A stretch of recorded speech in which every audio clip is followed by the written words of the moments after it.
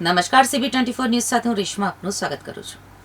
અમદાવાદના નહેરુનગર જમીન વિવાદમાં ફાયરિંગ કરનાર નિવૃત્ત ડીવાયએસપી અશોકસિંહ ચૌહાણને ખેંચી ધક્કા મારી લોકઅપમાં પૂર્યા. આ ઘટનાની ગંભીરતાને પગલે સેટેલાઇટ પોલીસ અને ક્રાઇમ બ્રાન્ચના એસીપી સહિતનો કાફલો તાત્કાલિક ઘટના સ્થળે દોડી ગયો હતો. પોલીસે નિવૃત્ત અધિકારીનું હથિયાર કબજે કરી પૂછપરછ શરૂ કરી છે અને આ મામલે સેટેલાઇટ પોલીસ સ્ટેશનમાં આર્મ્સ એક્ટ હેઠળ ગુનો નોંધવાની તજવીજ હાથ ધરી છે. ઘટના સ્થળે ડીવાયએસપી અશોકસિંહ પ્યારેસિંહ ચૌહાણનો પુત્ર સિદ્ધરાજસિંહ ચૌહાણ ફાયરિંગ સમયે હાજર હતો. આ સિવાય તેમની પુત્રી પણ ત્યાં હાજર હતી. સેટેલાઇટ પોલીસ સ્ટેશનમાં આરોપી નિવૃત્ત ડીવાયએસપીને વિશિષ્ટ સુવિધા આપવામાં આવી રહી હોવાનું પણ જાણવા મળ્યું છે. આરોપીની અટકાયત કરીને સર્વેલન્સ સ્ક્વોડની એસી ચેમ્બરમાં બેસાડવામાં આવ્યો હતો. સ્ટોલ ચાલુ ન થઈ શકવાના કારણે હિતેશ અને હરેશ ભારભીડિયાએ નિવૃત્ત ડીવાયએસપી પાસે પોતાના રોકાયેલા રૂપિયા પરત માંગ્યા હતા. ગઈકાલે સાંજે બંને ભાઈઓ જમીનના કાયદેસરના દસ્તાવેજોની માંગણી કરવા માટે અશોકસિંહ ચૌહાણ પાસે પહોંચ્યા હતા.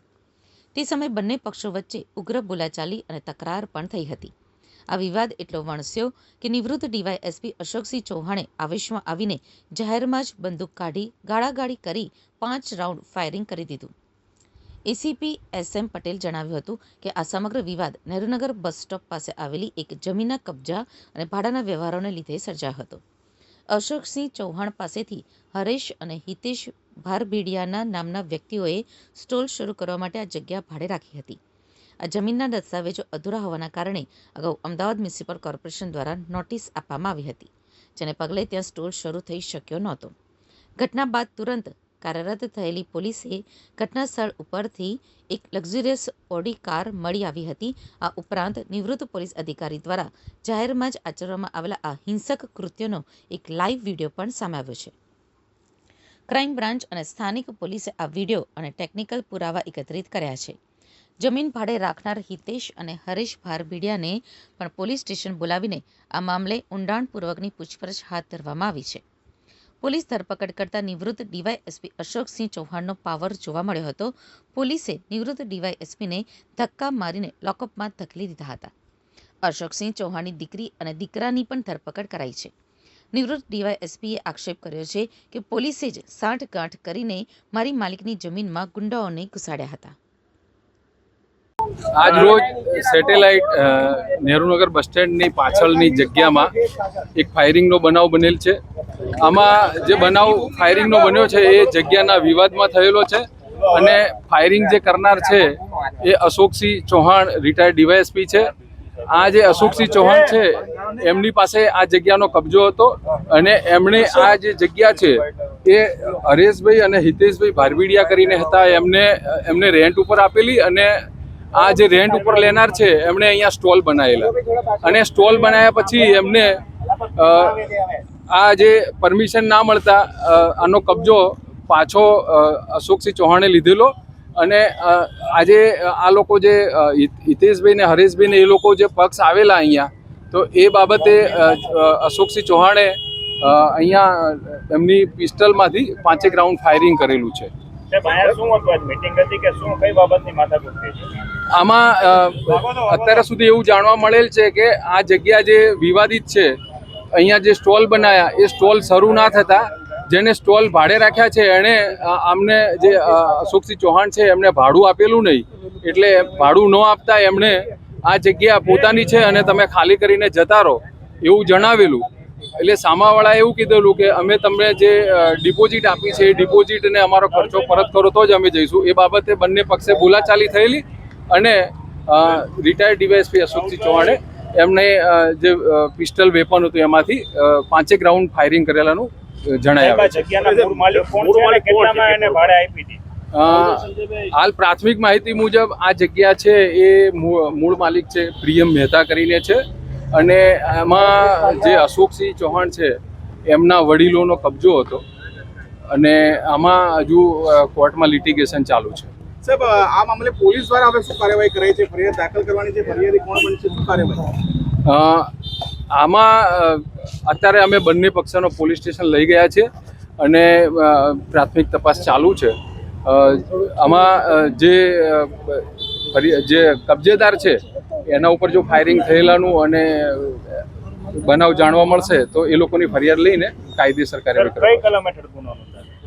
એ ફરિયાદ લેવાની ચાલુ છે અને એના ઉપરથી જ આપણે કલમ નથી. સાહેબ, જગ્યા ઉપરથી ફૂટેલા કારતૂસ મળી આવે? હા, હાલમાં 5 કારતૂસ મળ્યા છે. અત્યારે કેટલા લોકોને ડિટેન અટકેટ કર્યું? આમાં અત્યારે અશોકસિંહ ચૌહાણ છે અને બીજા જે ફરિયાદી પક્ષ છે અમારી સાથે. સાહેબ, લાયસન્સી હથિયાર હતું કે ફાયરિંગ કરનારની સાથે કોઈ મહિલા પણ હતી, એમના પુત્રી હતા કે કોણ હતા? ફાયરિંગ કરનારની સાથે એમના દીકરી હોવાનું જાણવા મળેલું છે.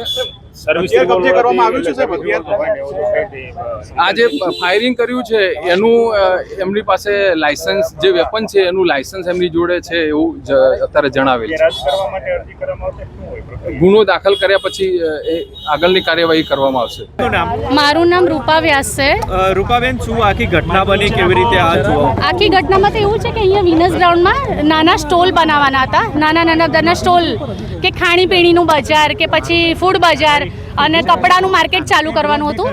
એટલે મેં પણ એક સ્ટોલ રાખ્યો હતો, પણ પછી છેલ્લા ઘણા સમયથી લોકો કામ નહોતું ચાલુ કરવા દેતા.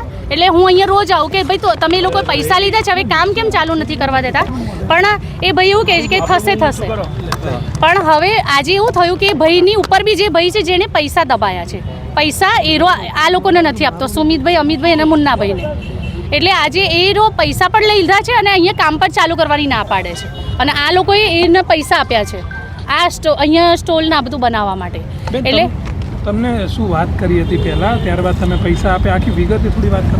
મને અહીંયા એમણે એવું કીધું, એમણે એવું કીધું કે અહીંયા તમે ઇન્વેસ્ટ કરી શકો છો. અહીંયા જેવું એસજી હાઈવે માર્કેટ છે, નહેરુનગર માર્કેટ, એવું જ માર્કેટ અહીંયા પણ કરવાનું છે. એટલે મેં અહીંયા ઇન્વેસ્ટ કર્યું હતું કે ભાઈ હું પણ ઇમિટેશન જ્વેલરીનું કરવાની છું. એટલે મેં અહીંયા ઇન્વેસ્ટ કર્યું. પણ પછી છેલ્લા ઘણા સમયથી અહીંયા કામ જ બંધ કરાવી દે. મેં તો તમે કામ બંધ કરાવી તો પૈસા કેમ લીધા છે? મેં કીધું પૈસા લીધા છે તો પછી તમે તમારા અમને લોકોને સ્ટોલ ચાલુ કરી આપો. એટલે એમણે ના પાડી કે ભાઈ થશે એવું કરતા હતા. એટલે પછી મેં સેટેલાઇટ પોલીસ સ્ટેશનમાં અરજી નાખી હતી. પણ જ્યારે પોલીસનો ફોન આવ્યો તો હું મુંબઈ હતી. પાછી હું આવી અને પછી આજે બી હું પોલીસ સ્ટેશન જ જતી હતી. એટલામાં આ ઘટના બની. હું અહીંયાથી જ નીકળી અને આ ઘટના બની. કારણ કે એની ઉપર બી ઓલા જે ભાઈ આવે, ચૌહાણ ભાઈ, એમણે એની દીકરીની સાથે આવે તો ને એણે ફાયરિંગ કરાવડાવી, 5 રાઉન્ડ ગોળીબાર કર્યું છે એ ભાઈ ઉપર. તમે કેટલા પૈસા આપ્યા હતા? મેં 75,000 આપ્યા છે. અને કેટલા મહિનાનો કોન્ટ્રાક્ટ હતો? આમ તો વર્ષનો હતો, અહીંયા જોજો. પછી આમ તો કાયમ હતો, પરમેનન્ટ માટે જ હતો. જ્યાં સુધી આ ચાલે ત્યાં સુધી એમણે મને વાત કરી હતી. અને 10,000 ભાડું હતું. આ ફાયરિંગ કરનાર કોણ હતું, શું કેવી રીતે ફાયરિંગ વિગતો? ચૌહાણ છે કોઈ, જે ગાડી લઈને આવેલા હતા ને એની દીકરીને પણ લઈને આવતા. એની પાસે ગન હતી. શું કહીને એને ફાયરિંગ કર્યું, કેમ એમને કે ફાયરિંગ? આ સ્ટોલ નથી ચાલુ કરવાના એણે કીધું. એણે આ મુન્નાભાઈ, અમિતભાઈને એ લોકોને એવું કીધું આ સ્ટોલ નથી ચાલુ કરવાનો. શા માટે નથી કરવાના ચાલુ? એ ખબર નથી એનું રીઝન શું છે, પણ એમણે એવું કીધું આ સ્ટોલ ચાલુ નથી કરવાનો.